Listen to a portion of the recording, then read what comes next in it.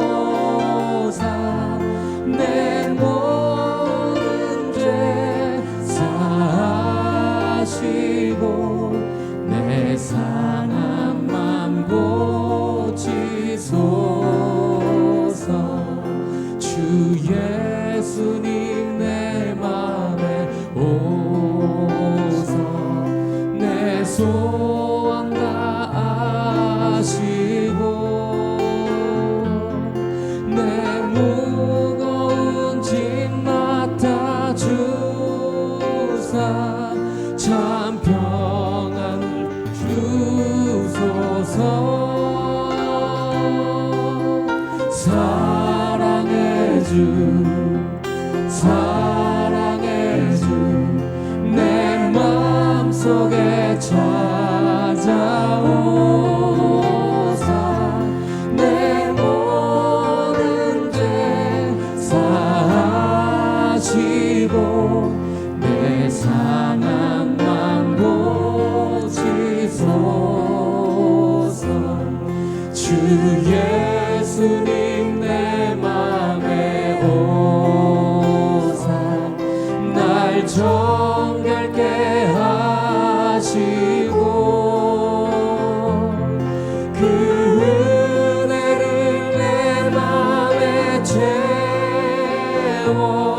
늘 충만케 하소서. 사랑의 주 사랑의 주 내 맘속에 찾아오사 내 모든 죄 사하시고 내 상한 맘 고치소서. 사랑의 주 사랑의 주 내 맘속에 찾아오사 내 모든 죄 사하시고 내 상한 맘 고치소서.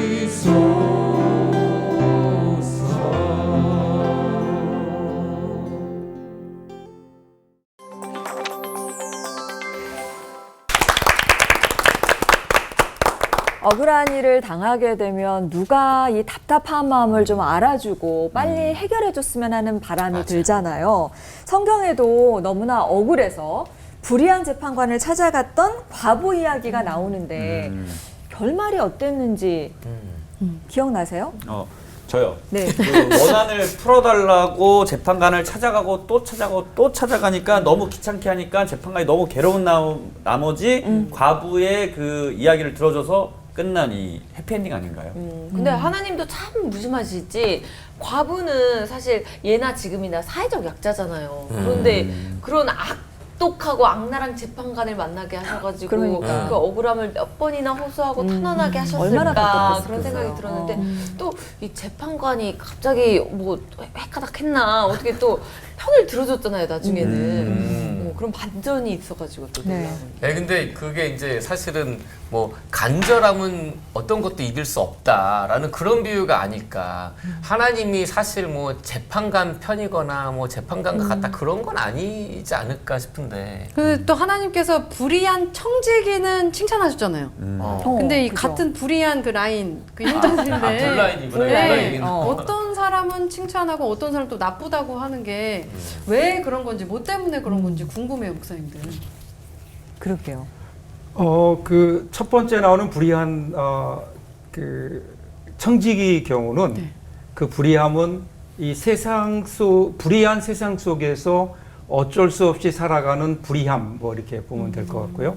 지금 여기 있는 오늘 우리가 보려고 하는 불의한 재판장은 조금 의도성 있고 고의성이 있는 조금 약간 다른 면이 있긴 하죠. 네. 중요한 거는 여기서 관계인 것 같아요. 관계. 그 재판장과 과부의 관계. 이 관계에 좀 초점을 맞춰 보면 오늘 말씀에 또 새로운 면이 보이지 않을까 이렇게 생각합니다. 근데 사실 정확히 말하면은 불의한 청지기는 불의함을 칭찬한 게 아니고요. 지혜로움을 칭찬한 것이죠. 그렇죠. 그러네. 근데 오늘 이 불의한 재판관의 경우에는 과연 나보다 그랬나? 우리 말씀을 통해서 한번 배워보시기 바랍니다. 네. 예수님께서 불의한 재판관의 비유를 말씀하신 깊은 뜻이 분명 있으시겠죠. 목사님들께서 설교에서 답을 좀 찾아주시기를 바라면서 임채영 목사님 설교부터 청해 듣도록 하겠습니다.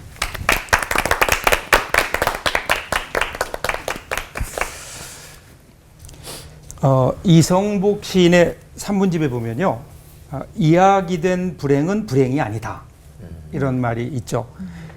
이야기된 불행은 불행이 아니다. 그러므로 거기에 행복에 설 자리가 생긴다.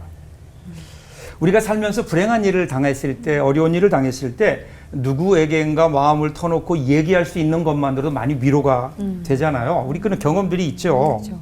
근데 사실은 이것도 한계가 있어요. 이야기가 그치고 나면 삶의 현장으로 돌아오면 다시 불행의 자리로 돌아올 수밖에 없기 때문에 그렇죠. 그런데 그 대상이, 만일에 우리가 이야기하는 대상이 하나님이라면 좀 상황이 달라지지 않을까요? 하나님께 이야기하는 것, 그것이 곧 기도입니다. 그래서 하나님께 이야기된 불행, 하나님께 이야기한 불행, 이 불행은 더 이상 불행이 아닐 겁니다. 왜냐하면 하나님께서 우리의 이야기를 들으시고 그리고 하나님께 하시는 일이 있거든요. 바로 저는 오늘 본문에서 오늘 우리는 이 하나님의 모습을 보게 됩니다. 오늘 본문도 이 기도에 관한 예수님의 가르침이죠. 먼저 여기 등장하는 사람들을 보시면서 관계를 좀 보시면 좋겠어요. 이 비유의 주인공은 과부입니다. 이 과부는 히브리어로 침묵하는 자, 목소리를 낼 수 없는 자라는 뜻이에요. 그러니까 단순히 여기는 남편이 죽었다, 남편이 없다라는 그런 의미만이 아니라 경제적으로 혹은 사회적으로 자립이 불가능한, 그래서 누군가의 도움이 없이는 살 수 없는 가장 어려운 사람 얘기하는 거죠. 법적 보호가 필요한 사람들을 통틀어서 이야기하고 있습니다. 그리고 이 과부가 누구에게 찾아가는가? 억울한 일이 생겼는데 재판장에게 찾아가요. 저는 말씀을 준비하면서 왜 재판장에게 갔을까? 뭐 힘이 있는 사람도 있고 뭐 돈이 있는 사람도 있고 있을 텐데 왜 그랬을까요? 그건 당연히 이 재판장은 이 이야기를 듣고 판결해 주어야 되는 책임이 있는 사람이에요. 법적 의무를 가지고 있는 거죠. 저는 이 관계가 기도에서 굉장히 중요하다고 생각해요. 저에게는 아이들이 둘이 있어요. 아들이 큰 아이고 딸이 작은 아이인데 이 아이들이 어릴 적에 둘이 싸워요. 이런저런 일로 싸우면 누가 이길까요? 오빠가 이겨요. 그리고 주로 오빠가 문제를 만들어요. 그러면 그 둘째 아이는 억울한 거예요. 근데 이 아이가 굉장히 억울하잖아요. 오빠에게 억울한 일을 당했어요. 그런데 오빠와 더불어 그 문제를 해결하지 않고 제가 집에 오면 저에게 와요. 저에게 와서 아빠, 오빠가 오늘 이랬어요. 그러면 제가 오빠랑 불러요. 그래서 문제를 해결하죠. 그 아이가 왜 싸움은 지들끼리 해놓고 나한테 얘기할까? 그런 생각을 해봤어요. 근데 그 아이가 지혜가 있는 거예요. 아빠가 이 문제를 해결할 수 있다고 하는, 그리고 해결해 주어야 된다고 하는 책임이 있다는 걸 알아요. 이 문제를 해결할 수 있는 전능자는 아빠예요. 그래서 아빠에게 와서 이야기하는 거예요. 마찬가지 아닐까요? 우리가 어려운 일이 있을 때 하나님에게 나아가는 것, 하나님께 기도하는 것, 그 이유는 하나님과 우리의 관계인 거죠. 하나님은 우리 아버지시잖아요. 우리는 자녀. 당연히 우리는 아버지에게 얘기할 수 있는 권리가 있고, 하나님 아버지는 우리의 기도를 듣고 해결해 주셔야 되는 책임이 있는. 그래서 기도는 아무나 하는 게 아닌 것 같아요. 기도는 특권입니다. 하나님의 자녀만이, 이 관계가 성립되어 있는 사람들만이 할 수 있는 특권이에요. 우리가 특권을 제대로 사용하고 있는가? 오늘 성경 첫 번째 비유를 통해서 우리 예수님은 기도해라, 이렇게 말씀하고 계시는 것 같아요. 두 번째는요, 과부는 재판장을 찾아가서 원한을 풀어달라고 하죠. 5절에 이렇게 나와요. 이 과부가 나를 번거롭게 하리니 내가 그 원한을 풀어주리라. 그렇지 않으면 늘 와서 나를 괴롭게 하리라 하였느니라. 여기에서는 과부의 원한 그렇게 얘기했는데 표준 세 번역을 보면 좀 다르게 번역했어요. 권리를 찾아주실 것을 요구해요. 그러니까 자신이 당한 괴로움이 아니라 정의를 실천해 달라고 하는 거예요. 공동 번역은 올바르게 판결해 달라 이렇게 번역합니다. 그러니까 오늘 본문이 나오는 배경은 법정이죠. 법정에서 개인의 원하는 판결의 동기가 될 수 없어요. 그죠? 이 표현은 원한의 해결보다는 정의를 실현하게 해달라라는 겁니다. 과부의 권리에는 관심이 없었던 재판관이 이 과부의 말을 들어줄 수밖에 없었던 이유, 그것은 과부의 요청이 정당했기 때문입니다. 그러니까 옳지 않은 재판관이 옳지 않은 이유로 옳은 일을 할 수밖에 없는 거예요. 그러니까 지금 나의 뜻이 아니라 하나님의 뜻을 이루어 달라고 하는 것과 마찬가지죠. 그래서 우리의 기도는요, 하나님의 뜻대로 기도할 때 하나님께서 응답하신다는 거예요. 우리가 기도할 때 하나님의 뜻대로 기도하자. 그런데 우리가 하나님의 뜻을 알아야만 기도할 수 있을까요? 그렇지는 않아요. 우리는 기도를 통해서 하나님의 뜻을 알아가는 겁니다. 기도는 내가 원하는 것을 얻어내는 수단이 아니라 하나님의 뜻을 알아가는 과정이에요. 그래서 7절 보세요. 하물며 하나님께서 그 밤낮 부르짖는 택하신 자들의 원한을 풀어주지 아니하시겠느냐. 그들에게 오래 참으시겠느냐. 그러니까 하나님의 심판을 두려워하지 않고 약자를 무시하는 교만한 재판장도 과부의 정의로운 요청 때문에 들어줄 수밖에 없었다면 하나님께서야 말할 것 없지 않겠느냐. 그래서 마지막 8절을 보시면요. 내가 너에게 이르노니 속히 그 원한을 풀어주리라. 그러나 인자가 올 때에 세상에서 믿음을 보겠느냐 하시니라. 기도는 우리가 하지만 응답은 하나님이 하세요. 그러기에 우리는 포기하지 말고 기도하는 겁니다. 응답은 내가 하는 게 아니에요. 우리가 하는 일은 기도하는 것까지예요. 내 뜻대로 되지 않았다고 기도가 실패한 게 아닙니다. 그렇다면 땅 끝까지 복음 전파를 위해 기도했던 사도 바울의 기도는 아직까지 응답되지 않았어요. 세계 평화도 아직 오지 않았고요. 어쩌면요, 죽을 때까지 응답되지 않는 기도가 진짜 최고의 기도 아닐까요? 그러기에 믿음의 사람은 모든 문제에 대해서 포기하지 아니하고 끝까지 기도하는 겁니다. 그 기도가 언제 응답되는지는 하나님께서 하실 일입니다. 하나님께서 내가 기도하는 순간 하나님께서 그 일에 개입하심을 믿고 하나님께서 그렇게 이루어 가실 것을 믿고 우리는 그저 기도하는 겁니다. 이것이 오늘 우리들이 가지고 있는 가장 큰 특권이 아닐까요? 그러므로 포기하지 말고 기도하십시오. 기도하겠습니다. 사랑의 하나님 고맙습니다. 우리의 기도가 때때로 나의 생각에 갇혀서 내 뜻대로 안 된다고 포기할 때에 오늘 말씀 기억하고 다시 힘을 내어 하나님의 뜻을 구하는 그러한 포기하지 않는 기도가 우리에게 있도록 우리에게 믿음을 더하여 주시옵소서. 아멘. 예수님 이름으로 기도합니다. 아멘.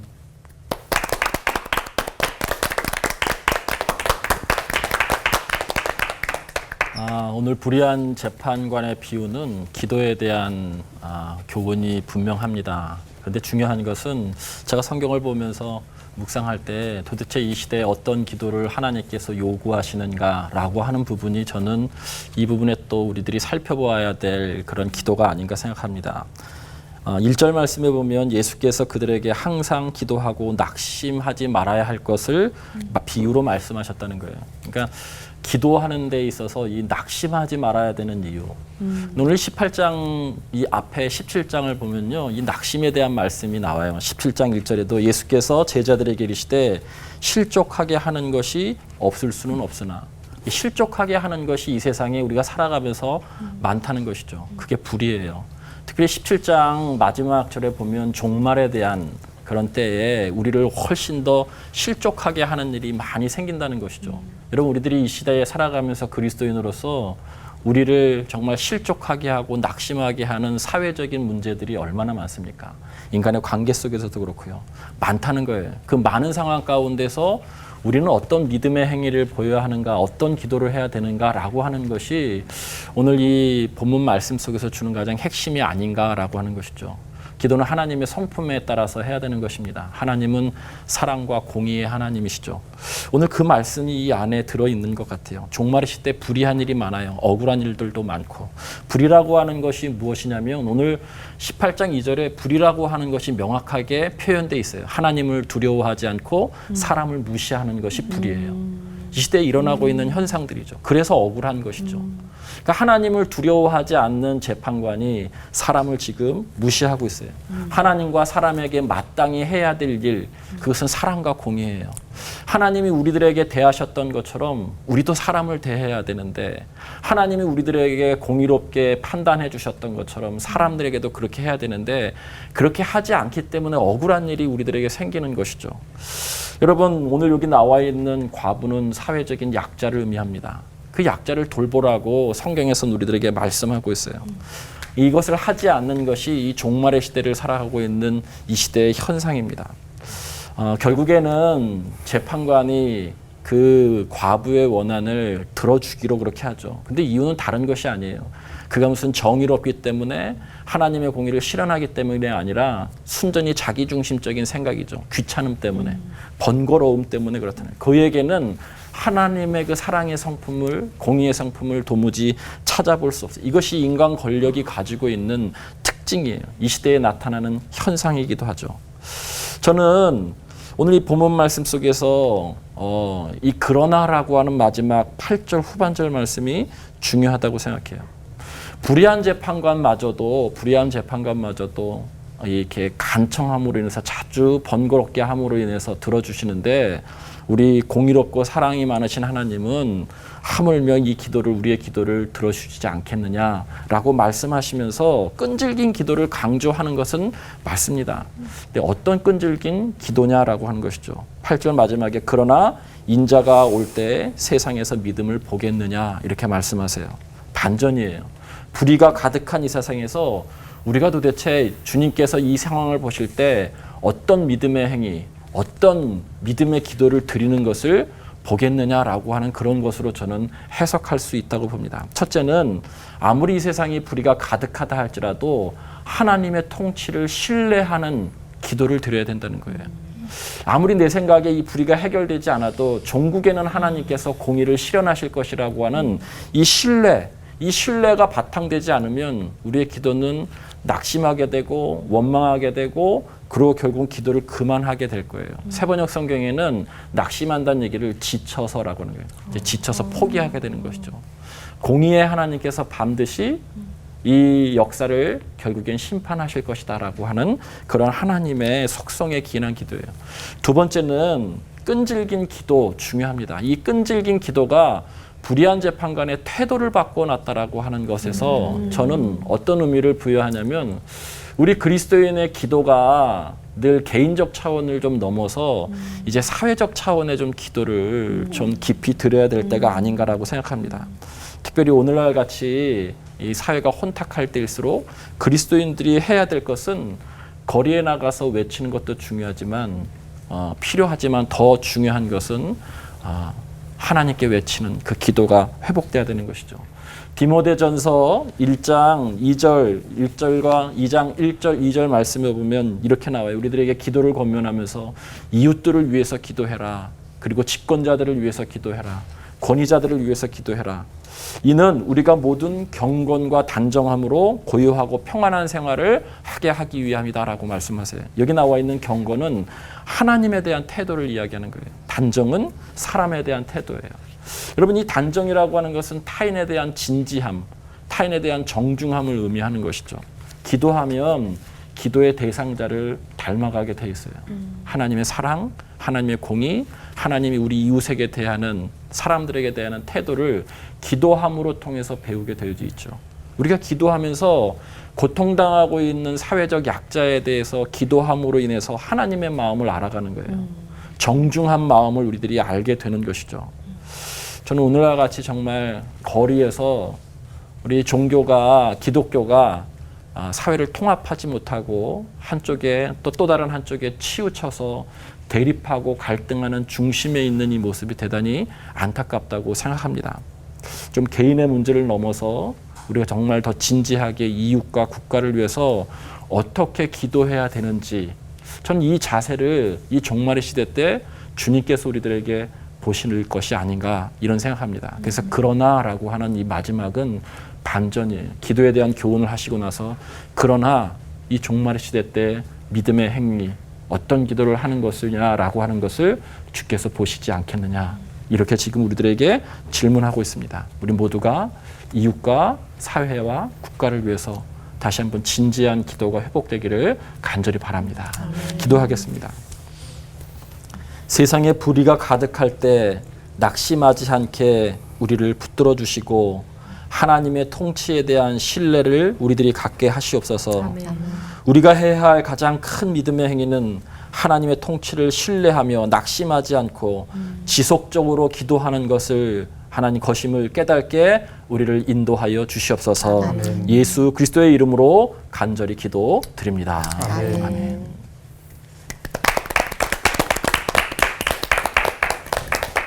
백문이 불여일견이란 말이 있죠. 우리 목사님들한테는 백훈이 불여일여하예요. 무슨 말이냐면 100개의 교훈을 주는 것보다 1개의 예와 기가 막힌 거 찾는 게 훨씬 더 효과적이라는 거예요. 그래서 예와 찾느라고 목사님들이 굉장히 힘들죠. 근데 농담으로 약간 섞어서 말하면 예수님도 고민하신 것 같아요. 비유로 말씀하세요. 오늘 우리가 보고자 하는 의롭지 못한 재판관의 비유도 바로 그렇습니다. 근데 문제는 뭐냐면 교회사를 보면은 그 비유를 어떻게 해석할 것인가에 따라서 굉장히 다양한 그런 접근이 있었습니다. 근데 거기 공통점을 보면은 너무나 거기에 나오는 모든 조각조각들에 초점을 맞추다 보니까 사실 그 핵심을 갖다 놓쳤다. 그래서 지금 학자들은 대부분 모든 비유가 대부분 한 가지 포인트를 가르쳐 주려고 한다. 그렇게 결론을 내립니다. 그럼 그 한 가지는 어떻게 구해내느냐? 바로 주어진 문맥 속에서 흐름 속에서 찾아내는 게 가장 핵심이라는 거죠. 사실 우리 두 분의 목사님께서 이미 그 디테일하게 여러 가지를 말씀해 주셨기 때문에 저는 한번 큰 문맥 속에서 한번 생각을 해봅니다. 누가복음을 보시면 누가복음은 굉장히 독특합니다. 왜냐하면 마태랑 마가는 거의 90% 이상이 서로 내용이 중복돼 있어요. 누가복음에는 50%밖에 중복이 안 돼 있습니다. 근데 50%의 대부분이 어디에 나오냐 하면 바로 9장 51절부터 19장 사이 이 10장에 거의 몰려 있어요. 그리고 특별히 9장 51절 같은 경우는 어떻게 시작하냐 하면 예수님께서 승천할 기약이 차감해 예루살렘을 향하여 올라가시기로 굳게 결심하시고 그러면은 올라가셔야 되는데 10장에 보면 바로 예루살렘 근방에 오셨다가 나중에 17장 가보면 다시 사마리아에 계세요. 왔다 갔다 하시는 것 같은 느낌이 들거든요. 그러니까 결국 의도적으로 누가는 예수님께서 이렇게 움직이셨다. 그 움직임을 따라서 지형적으로 이걸 갖다 사건별로 한 것이 아니고 주제로 묶어가지고 그 안에 뭔가를 가르쳐주고 있다. 그 안에 내용이 뭘까? 사람들이 조사해 보니까 그 내용의 핵심은 제자도에 있다는 거예요. 제자의 삶을 살아가는데 거기에 필요한 요소들을 거기에 다 담아놨다는 것이죠. 그 중에 하나가 바로 뭐냐면 기도의 중요성이에요. 왜 기도가 특별히 중요했을까요? 누가복음은 대상이 이방 기독교인을 향해 쓰여졌어요. 그러니까 이방 기독교인이 본인들한테 익숙하지 않은 유일하신 하나님을 향해서 그 새로운 가르침을 전수받고 믿고 기도 생활을 하는 데 있어서 올바른 기도는 너무 중요했죠. 그러다 보니까 누가에서는 주기도문을 아시다시피 2번이 나오잖아요. 마태복음에 나오고 누가복음에 나오고 누가복음의 11장은 시작을 이렇게 해요. 주기도문을 예수님이 가르쳐 주지 않으세요. 제자들이 예수님한테 요청을 하세요. 요한이 자기 제자들에게 기도를 가르친 것 같이 우리에게도 가르쳐 주시옵소서. 그 얘기를 하자마자 그 다음에 뭘로 할까요? 또 예수님께서 비유로 말씀하세요. 비유로 말씀하시면서 거기에 보면 그냥 포기하지 말고 구하라 그러면서 간청함이라고 우리한테 번역이 되어 있거든요. 간청함을 가지고 기도해라. 근데 그 단어가 신약에 3번밖에 나오지 않는 단어예요. 근데 간청함이라고 번역된 그 단어는 사실 뭐냐면 영어로 하면 shamelessness. 그러니까 뻔뻔해라. 수치심 없이 기도해라.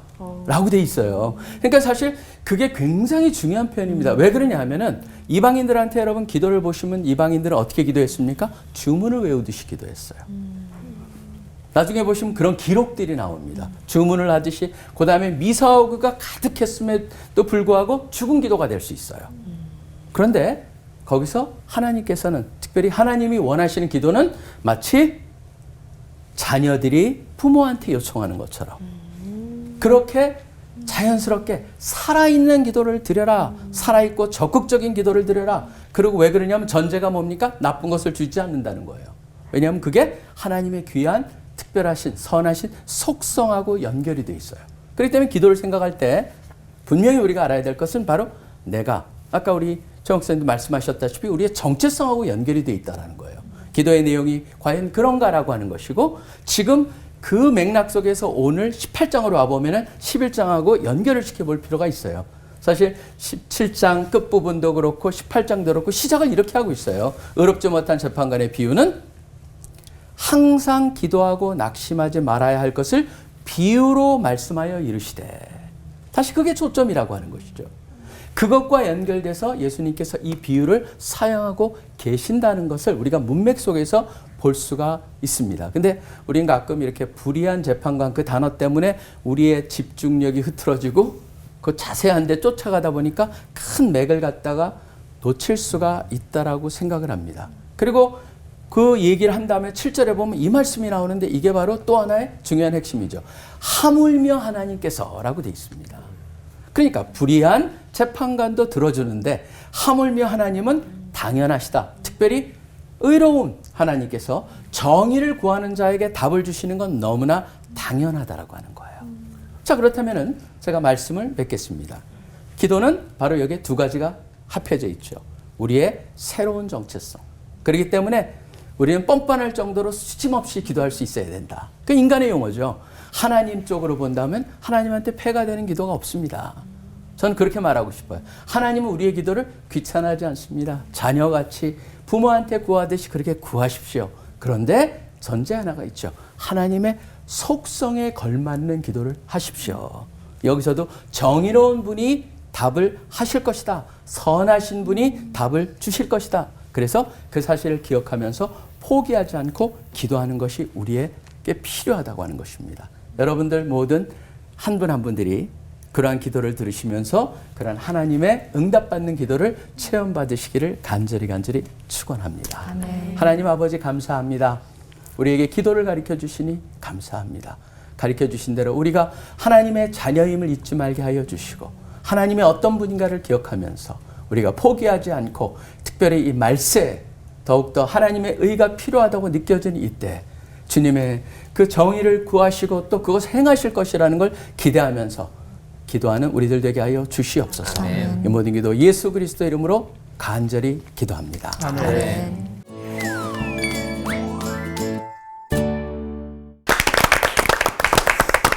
불의한 재판관의 비유는 우리가 재판관이라는 말 때문에 세상 송사에 대한 이야기인가 오해하기 쉽지만 기도에 관한 사실, 기도에 관한 이야기라는 사실을 목사님들께서 잘 짚어주셨습니다. 누가복음 18장에 낙심하지 말고 기도해야 하는 이유라는 언급이 미리 나와 있는데도 불구하고요. 우리가 불의한 과부, 재판관 막 이런 데 초점을 맞추다 보면은 자꾸 핵심을 놓치게 되는 것 같아요. 또 재밌는 게 있어요. 네.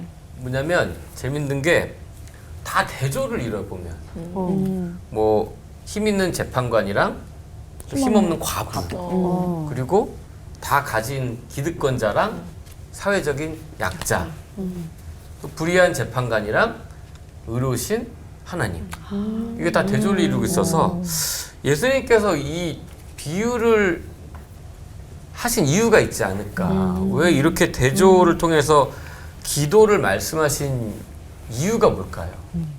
그러니까 이게 그런 것 같아요. 그 어떤 과부와 그 다음에 또 재판장 이렇게 대조를 이루는 것은 관계를 분명히 얘기하죠. 그 관계가 있다. 그 관계. 그 관계를 그대로 이제 하나님과 우리의 관계로 좀 놓고 보면 기도가 뭔지 하는 것을 우리가 좀 더 분명하게 얘기하기 위해서 그렇게 둘을 대조하지 않았을까. 그런 면에서 기도는 우리가 때때로 보면요. 기도를 수단으로 생각할 때가 많은 것 같아요. 내가 뭐를 얻어내는 수단, 통로. 이렇게 내가 필요한 것들을 얻어내는 통로. 그런데 성경은 한 번도 기도를 수단으로 얘기한 적이 없거든요. 기도는 그 자체가 목적이에요. 그냥 기도는 그 자체가 목적이지 무엇을 얻기 위한 수단이 결코 아닌 거예요. 그래서 하나님과의 관계 속에서 기도를 통해서 우리는 하나님과 깊은 관계 속으로 들어가는 거지 우리가 원하는 것을 그냥 하나님이라고 하는 어떤 그 힘을 빌어서 내가 원하는 것을 갖는 게 아니거든요. 얻어내는 깊은 관계 속에 들어가서 오히려 하나님의 영이 우리 가운데 더 깊이 들어오고 그러다 보니까 요한복음 15장에서 그렇게 얘기하잖아요. 너희가 내 안에 거하고 내 말이 너희 안에 거하면 너희가 무엇이든지 구하라 그럼 그대로 이루리라. 그 전에 먼저 조건이 있잖아요. 무엇이든지 구하라라고 하기 전에 먼저 너희가 내 안에 내 말이 관계인가? 너희 안에 이 관계. 그래서 깊은 관계 속에 들어올 때 그때 그 하나님과의 관계 속에서 우리는 무엇을 원하든지 하나님께서 들어주시겠다. 이것이 그 어떤 관계 속의 기도가 아닐까 이렇게 생각합니다. 앞에는 잘 안 보고 뒤에만 네. 무엇이든지 구하라. 그렇죠. 거기만 너무 초점을 맞추고 네. 있는지도 모르겠네요. 저는 한번 조금 다른 면에서 한번 접근해 보고 싶은데요. 제가 아까 예화를 말씀드렸고 비유를 말씀드렸는데 거기에 위험함이 있어요. 예화를 갖다가 너무 좋은 걸 잘 쓰면은 설교 내용은 전혀 기억 안 나서 예화만 기억나는 맞아요. 게 그렇죠. 있어요. 맞아요. 근데 지금 여기서도 이 비유를 할 때 우리가 비유가 현대 우리의 관점으로 그걸 봐버려요. 그러다 보니까 갑과 을의 관계라든가 재판관, 과부가 돼 있는데 사실 저는 이게 예수님께서 굉장히 포인트를 갖다 정확하게 말씀하시기 위해서 극과 극의 대조를 시키시는 케이스가 굉장히 많아요. 공중에 나는 새를 봐라. 저 하나님이 다 먹이시지 않냐? 근데 너희는 더 귀하지 않니? 라고 하는 그런 형태라든가 히브리서에도 사실 예수님 하시지 않은 말씀이지만 거기서도 세상의 아버지도 그러한데 하나님께서는 우리를 갖다가 징계하시지 않냐? 그 하나님이 그 하나님의 거룩함에 참여하게 하기 위해서 심지어 악한 너희들도 달걀을 달라 그러면은 전갈을 안 줄 텐데 하나님은 좋은 것을 주시지 않겠냐. 여기서도 그 대조거든요. 그 불의한 재판관도 이렇게 하는데 하나님은 너무나 당연하다라고 하는 것인데 우리는 그 대조라고 하는 것보다는 오히려 대조를 통해서 무슨 말씀을 강조하시려고 하는가 거기에 좀 초점을 맞춰야 되지 않을까 그렇게 생각을 합니다. 이 예수님도 하나님께서 오래 참으시겠느냐 그러셨는데 또 이제 박성민 목사님도 뻔뻔하게 기도를 해야 한다고 그러셨단 말이에요. 그러니까 원하는 응답을 얻을 때까지 포기하지 말고 끈질게 구하기만 하라는 그런 말씀인 건지 응답받는 기도에 대한 비밀이 오늘 말씀 속에 담겨져 있는 건지 그것이 알고 싶습니다. 박성민 목사님. 사실 이거 하나는 분명히 해야 됩니다. 뭐냐면 뻔뻔하고 수치 모르는 삶을 살아라. 그건 절대 아니죠. 그거 그렇게 살면 안 되죠. 네네. 근데 여기서 이제 기도랑 연결돼서 해야 되는데 뻔뻔함이라고 번역을 한 것은 그게 가장 적절한 원래 갖고 있는 의미예요, 그 단어가. 그러니까 하나님 앞에서는 더 이상 우리가 위축될 필요가 없다. 하나님한테 뭐든지 자녀가 부모한테 사실은 저도 제가 옛날이지만 우리 늦둥이가 하나 있잖아요. 늦둥이가 지금 뭐 늦둥이가 아니고 이제 어른이 됐는데 그 아이를 아침에 저를 갖다가 아무 부담 없이 와가지고 깨울 수 있는 사람은 걔였어요. 그러니까 아무리 피곤해도 무서워요. 깨우면 깨워요. 그리고 걔는 너무 뻔뻔해요, 사실은요. 별거 아니에요. 아빠 저 좀 도와줘. 뭐 이런 정도죠. 그런데도 그렇게 할 수 있는 걸 보면서 전 이 말씀이 바로 그런 게 아닐까. 근데 왜 그걸 그렇게 강조했냐면은요. 사도행전 19장 보시면은 에베소에 갔을 때 에베소 사람들이 어떻게 기도를 합니까? 이방의 기도는요. 크다 에베소 사람의 아데미여.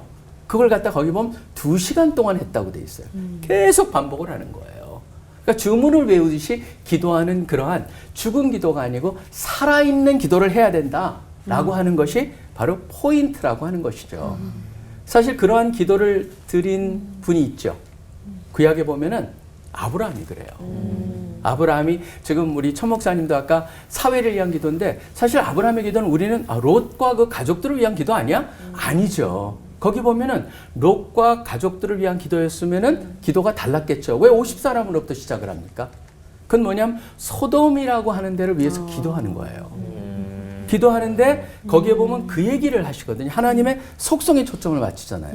뭐라고 그러냐면 하나님 의인을 악인들하고 같이 멸하려 하시라니까 하나님의 속성하고 연결을 시키고 50명에서 그 다음에 45명 바꾸면서 뭐라고 합니까? 나는 티끌 같고 재 같은 존재입니다. 그러면서 정확히 함부로 하지 않고 아버지와 아들이지만 그런 우리가 세상에서 말하는 그런 아버지와 아들의 관계가 아니고 진짜 아버지같이 대하지만 예의 있게 존재를 갖다 분명히 인정하면서 요청을 하거든요. 그 때문에 저는 거기서 아무거나 막 구해야 된다라고 하는 것보다는 거기에 바운다리가 있다. 그 바운다리는 뭐냐면 하나님의 속성이라고 하는 바운다리 속에서 우리가 할 수 있는 나의 정체성은 자녀답게 미사오구를 막 생각해가지고 그럴듯하게 하려고 하는 그거보다는 있는 그대로 살아있는 기도를 드려라. 그렇게 봐야 된다는 것이죠. 아니, 그런데 고아와 과부 같은 사회적 약자들을 사랑하라. 그들에게 한 것이 내게 한 것이다 라고 하셔놓고 그들이 울부짖으면서 부르짖는 그 기도에 대한 응답은 왜 쉽게 해주시지 않는 걸까요? 천영태 목사님.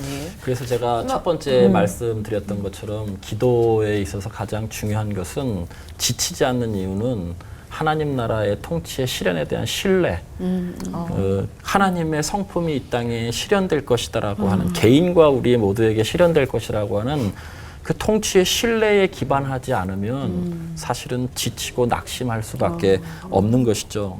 성경은 언약의 책이에요. 오늘 여기 8절에도 아까 우리 임 목사님께서 8절을 말씀하실 때 세번역 성경에 그렇게 나와 있어요. 하나님께서 얼른 그들의 권리를 찾아주실 것이다 이렇게 나와 있어요. 그들의 권리를 찾아주실 것이다. 약속이죠. 성경은 언약과 성취의 책이에요. 하나님의 언약이 반드시 실현될 겁니다. 성취되는 것이죠. 근데 그 중간에 우리가 가져야 될 태도가 있다면 세 가지가 있어요. 기대하고 기도하고 기다리는 거예요. 이 언약과 성취 사이에 우리가 가져야 될 세 가지 자세. 기대하고 그것이 반드시 이루어질 것이라고 하는 기대를 하고 기도하면서 기다리는 것이죠. 에베소서 1장에도 보면 찬송하리로다라고 이렇게 시작해요. 사도 바울이 세계 선교를 하면서 찬송하리로다. 근데 사도 바울의 상황은 찬송할 상황이 아닌 거예요. 감옥에 갇혀 있어요. 세계 선교를 하는 과정 가운데 감옥에 갇혀서 오히려 성도들에게 찬송하리로다를 1장에 보면 몇 번에 걸쳐서 말씀하고 있는데 거기에서 말씀하고 있는 것이 하나님께서 우리들에게 주신 구원 계획, 신령한 복, 그것을 사모하면서 기대하면서 찬송하라는 거예요. 근데 이렇게 당당하게 외칠 수 있었던 이유는 사도 바울은 선교를 하는 과정 가운데 그 구원 계시를 실제적으로 보고 체험한 것이죠. 보고 체험한 사람들은 상황을 넘어서 찬송할 수 있는 거예요. 근데 보지 못한 사람들은 막연할 수 있는 것이죠. 그러니까 그런 차원인 것 같아요. 우리 감옥에 있으면 찬송 사실 잘 안 나오거든요. 우리가 흔히 이야기하는 것처럼 상황을 보지 말고 문제 너머에 있는 하나님을 보라 말은 많이 하는데 사실은 그것은 경험해 본 사람들인 거예요. 사도 바울은 철저하게 선교의 모든 어려운 과정 가운데서 하나님께서 약속하셨던 창세전의 구원의 계획과 교회의 신비와 그 신령한 복을 선교하면서 경험하고 보았을 거예요. 그러니까 그것을 통해서 상황이 매몰되지 않고 염려하지 말라. 내가 감옥에 있어도 하나님의 역사는 계속 이 땅에 이루어질 것이다. 하나님 찬송하라 라고 하는 것이죠. 그러니까 기대하고 기도하면서 기다리시면 될 것 같아요. 아멘. 그러면 이 불의한 재판관의 비유 맨 마지막에 나오는 이 말씀이 인자가 올 때에 세상에서 믿음을 보겠느냐, 저 하나로는 이 부족하다는 말씀인 건지 아니면 아예 소망이 다 사라져서 주님이 오신다는 것을 강조하는 말씀일까요, 임채영 목사님? 근데 오늘 이제 이 비유가 처음에 이제 기도로 시작하잖아요. 네. 기도로. 근데 마지막은 믿음으로 끝나요. 그러니까 이런 기도자를 보겠느냐 이게 아니고 이 믿음을 보겠느냐 이렇게 말씀하시거든요. 그러니까 이 기도는 믿음과 연관되어 있는 것 같아요. 그러니까 지금 기도를 어떻게 해야 된다, 뭐 끈질기게 해야 된다, 뭐 포기하지 말고 해야 된다가 아니라 그거를 위해서 중요한 게 뭐냐면 믿음이라는 거죠. 그러니까 기도자로서 우리들이 가져야 되는 두 가지 믿음이 있죠. 하나님께서 분명히 응답하실 것이다. 그리고 하나님은 선하신 분이기 때문에 가장 좋은 것으로 나에게 응답하실 것이다. 목사님 말씀하신 대로 기대하고 기도하고 기다리는 것. 저도 아주 좋은 말씀을 들었는데요. 그런 어떤 신뢰, 이 믿음이 기도를 기도되게 하는 거죠. 그러니까 마지막에 왜 기도 안 하느냐? 그러면 이 하나님에 대한 믿음이 없기 때문이 아니냐라고 지금 예수님께서 말씀하신 것 같아요. 그러니까 믿음이 없으면 기도할 수 없어요. 그렇죠? 이 믿음이 있어야 오늘 지금 누가복음 18장에서 말씀하시는 그 기도, 하나님이 원하시는 기도를 할 수 있는 거죠. 그래서 이 신뢰함이 우리에게 필요하지 않을까. 그래서 주님께서 마지막에 과연 이 믿음을 보시겠냐라는 거는 너희들 이런 믿음 가지고 좀 기도하지 않을래? 라고 우리를 격려하시는 그런 어떤 주님의 도전이 아닐까 이렇게 생각합니다. 네. 항상 기도하고 낙심하지 말아라라는 성경 말씀을 오늘 다시 한번 새기게 되는데요. 근데 의미심장한 게 예수님께서 오늘 말씀하신 이 비유 앞 뒤에 마지막 날에 대한 경고가 있고요. 또 하나님 나라에 대한 희망이 나온다는 겁니다. 그러니까 결국 우리의 믿음이 얼마나 굳건한지가 중요한 핵심일 것 같은데요. 이쯤에서 적용을 위해서 우리 돌발 질문 어떤 분이 가지고 계신가요? 제가 네. 저도 어떤 질문이 있는지 모르거든요. 네. 긴장하셔야 합니다. 네. 자, 오늘은 제가 딱 한 가지 질문을 집중해서 준비했습니다. 목사님들도 불의한 재판관의 비유 속 과부처럼 끈질기게 기도해서 응답을 받으신 적이 있다, 없다. 하나, 둘, 셋. 있다. 딱. 다. 다 있으신 건가요? 그렇죠. 네. 그렇죠. 네. 어떤 거를 끈질기게 그렇게 기도하시는지 개인적인 들어볼 수 있을까요? 아까 저는 기도하다 보면 하나님께서 기도 제목을 많이 바꿔주신다고 그랬잖아요. 네. 그래서 제가 딱 그런 거예요. 그러니까 내가 원하는 대로 이루어지지 않았지만 그런데 결과적으로는 그 하나님께서 그대로 이루어 주시는 그러니까 어떤 문제를 놓고 기도할 때 그러니까 그것도 하나님의 그 끈질긴 기도의 응답이 아닐까요? 그래서 제가 딱 그랬어요. 처음 들어보는 대답입니다. 네.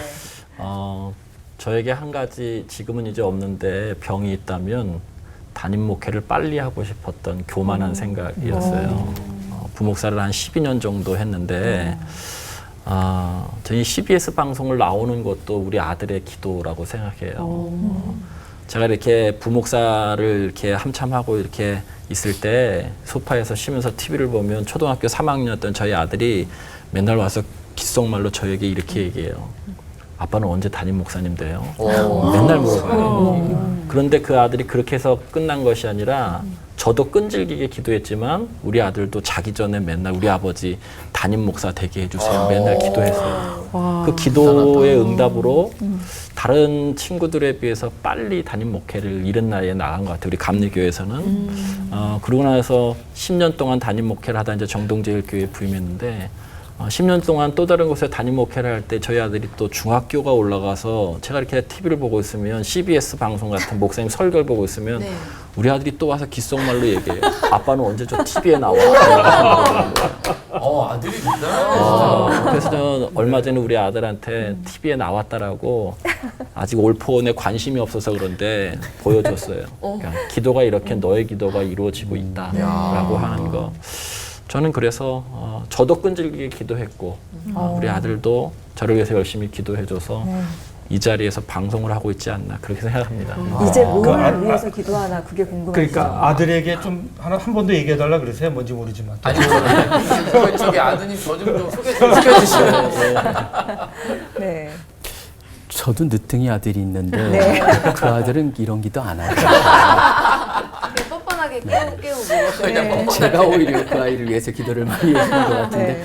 저는 지금도 계속 진행형인 것 같아요. 아직까지도 응답하지 안 해주신 게 있는 거는 저는 이제 평생 계속적으로 여기 대표를 맡고 나서 하는 게 간사의 삶이라는 게 지속적으로 저는 뭐 갑과 을이라고 한다면 을 목사거든요. 늘 가서 요청을 해야 되고 사람들 만나서 프로젝트 설명하고 참여를 하고 그러다 보니까 저는 늘 기도 속에 하나님 제가 이거를 좀 빨리 좀 마무리하고 싶어요라는 기도가 있는데 아직까지는 응답을 안 해주셨어요. 솔직히 저는 계속 그게 일하고. 제 마음 안에 하나님 제가 굉장히 제 스타일이 원래 제가 그걸 잘 못해요. 그런데 하나님 거기서 왜 그러십니까? 라고 하는 기도를 하는데 지금도 그래서 진행형입니다. 그래서 과부 같은 마음으로 기도를 합니다. 기도하고 빨리 안 가져주시고요. 들어주실 수도 있겠네. 갑이 아니고 그냥 빨리 그 끝내고 갑과 을의 그러셔서. 관계에서 벗어나고 싶어요.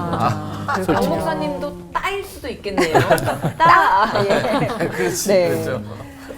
시대가 참 암울해 보이고요. 그리고 또 내 처지가 굉장히 심란해 보이면 기도가 잘 안 될 때도 많이 있는데 하나님께서는 의로운 자기 백성들을 기다리고 계시고 또 자녀들의 기도를 들으시고 응답해 주신다는 거 다시 한번 믿고요. 정말 끝까지 한번 기도해 봐야 되겠다라는 생각이 들었어요. 아멘. 그 성도님들이 우리 목사님들께 찾아가서 많은 기도 부탁을 좀 하실 것 같은데 이 성경에 나오는 이 재판관처럼 목사님들도 기도 사연을 들었는데 이건 당장에 들어주지 않으면 안 될 것 같다 하셨던 그런 기도 사연이 있으셨는지 궁금합니다. 저는 일전의 목회 현장에서 우리 신 권사님이라고 하는 분이 저랑 나이가 똑같아요. 그러니까 권사님의 부군도 저랑 나이가 이제 같은데 그러니까 아이들도 비슷하겠죠. 아이들도 비슷한데 저희 딸이랑 권사님의 딸이랑 비슷하고 또 아들들이 좀 비슷한데 그 권사님은 오시기만 하면 새벽기도에 오시기만 하면 조용히 기도하다가 성도들이 다 빠져나가면 그때부터 대성통곡을 하는 거예요. 우는데 그 패턴이 하루도 거르지 않고 엉엉엉엉 우는 거예요. 좀 의아하죠. 무슨 일이 있나 왜 저러시나 그러는데 이게 매일 반복되니까 굉장히 무미건조해지더라고요. 물론 기도 시간에 제가 이제 같이 제일 오래 남아 있는데, 근데 어느 날 알게 됐어요. 이제 수능이 가까워졌는데 보니까 딸이 삼수를 하고 있었던 거예요. 그 어렵다라고 하는 실용음악과를 계속 떨어지니까 너무 너무 간절히 기도하는 거예요. 근데 그때 저희 아들이 고3이었어요.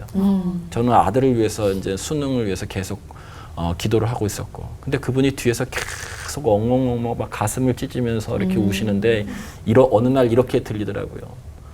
너만 수능생이 있느냐. 저에게 그렇게 들리는 것 같아요. 목사님, 당신 아들만을 위해서 기도합니까? 3수째인 내 딸을 위해서 좀 기도해 주십시오. 직접 얘기하신 건 아니고 그렇게 느껴지셨다고요? 그래서 제가 이렇게 들은 거예요. 그분의 그 간절한 기도, 성령의 감동이죠. 네, 반복적인 기도, 이제 이걸 통해서 그때 기도하신 거 아니에요, 진짜? 뒤에 계신 우리 권사님의 딸을 위해서 정말 같이 간절히 기도했어요. 아주 기적적으로 어려운 것을 나중에 그런 기회가 있을 때 또 설명드릴 수 있을지 모르겠지만 기적적으로 하나님의 은혜로 합격했어요. 중요한 건 저희 아들은 그때 떨어졌어요. 지금 다니고 있지만 우리 아들도 그때 저는 그 뒤에서 통곡하면서 계속 기도하는 같은 처지와 상황에 있는 그분의 마음이 전해지지 않아도 당신은 당신 아들만을 위해서 기도합니까? 이런 것으로 느껴져서 권사님을 위해서 많이 기도했었던 그런 경험이 있습니다. 저는 미국에서 목회를 좀 일찍 시작했어요. 저는 담임 목사가 빨리 되고 싶지 않았는데 30살에 그냥 어떻게 무식하면 용감하다고 목회를 시작을 하게 됐어요. 그래서 그러다 보니까 이제 그 젊은 대학생들이 많이 좀 모이게 되는데 그 중에 한 명이 얼굴이 굉장히 예쁘장한 아이인데 멜랜드 대학을 다녔어요. 근데 이 아이가 오늘 저에게 찾아왔어요. 근데 그 아이가 키가 작아요. 150이 안 돼요. 그게 굉장히 컴플렉스예요. 그래서 오늘 제가 할 수 있거든요. 무슨 말이냐. 믿는 자에게 능치 못할 일이 없느니라 설교를 했거든요. 근데 그 설 끝난 다음에 점심 먹고 저에게 찾아왔어요. 목사님, 아까 그 설교 진짜예요? 그래서 진짜지 너는? 그랬더니 그러면 키 작은 것도 기도하면 커져요? 그러는데 그 순간 제가 뭐라 그래요? 한 말은 있으니까 그렇지 그랬는데 믿음은 없었어요. 그게 키가 큰다는 게 어떻게 이미 다 큰 애인데 이제는 그래서 이제 고민하는데 알았어요. 그러더니 제가 지금부터 기도할게요. 그러더니 그때부터 우리가 40일 동안 새벽 기도 시작했어요. 매일 나오는 거예요. 먼 데서 차 타고 아침에 30분 오는 거예요. 처음에는요 저러다 말겠지. 근데 한 2주쯤 지나니까 제가 내일 안 와야 될 텐데 이거 40일 채우면 제가 책임져야 되잖아. 야, 너 그때 빠져서 그래. 그러니까 그렇게도 얘기해야 되는데 계속 나오는 거야 얘가. 그래가지고 이제 걱정이 되더라고요. 그래서 어떤 때 기도할 때 이렇게 보고 좀 늦게 오는 때도 있거든요. 야 오늘 안 오나 보다. 그런데 와 있어요. 그래서 이제 걱정인 거예요. 어떻게 해야 되나. 근데 저도 열심히 기도했죠. 하나님 어쩜 좋습니까? 이제 이게 걔가 키 크고 안 크고 문제가 아니에요. 그래서 기도를 하는데 어느 날인가 새벽에도 끝나고 저에게 찾아왔더라고요. 한 20 며칠쯤 지나고. 근데 얘가 찾아왔는데 목사님 문제 해결됐어요 그러는 거예요. 그래서 어떻게 해결됐냐 그랬더니 남자친구가 생긴 거예요. 오. 키도 큰 남자친구인데 그 남자친구가 얘를 좋아하는 이유는 키가 작아서요. 그러니까 키 작은 아이를 좋아하는 거 아담하고. 귀엽고 네, 그런 스타일 네. 좋아하는 거죠. 그러면서 그 아이가 믿음이 좋은데 책을 선물했는데 그 책의 내용이 하나님은 너 있는 그때 그 모습을 그대로 사랑하신다라는 책을 읽으면서 마음속에 그래 이 기도는 내가 잘못하는 거야. 그러니까 나는 이미 하나님께서 많은 복을 주셨어. 이래서 기도가 응답됐다는 거예요. 그러면서 그 아이가 나가면서 뭐라 하냐면 저를 보고 그래 목사님 그동안 힘드셨죠? 그러더라고요. 그 아이도 아는 거죠. 티가 다 났나 봐요. 나 지금 그래서 그때 참 기도 열심히 했는데 하나님께서 그렇게 응답해 주신 겁니다. 어우, 저 40일 작전기도 들어갈 뻔했는데. 기도하면서 마음을 또 바꿔주셨네요. 네, 네, 네. 성격속 예화보다 훨씬 더 재밌었어요. 네. 현실적으로 가능하지 않은 기도라고 우리가 머릿속으로 재지만 그 상황까지도 다 어루만지신 하나님의 손길을 또 느끼게 되는 것 같습니다. 포기 없는 기도가 나와 우리를 살린다는 믿음을 가지고요. 오늘도 열심히 또 기도를 해봐야 되겠다. 우리 기도 용사들 되기로 작심하면서 마무리도 당차게 해보도록 하죠. 네. 책임지시는 하나님을 신뢰하며 끝까지 기도로 하나 되는 시간 올보 원.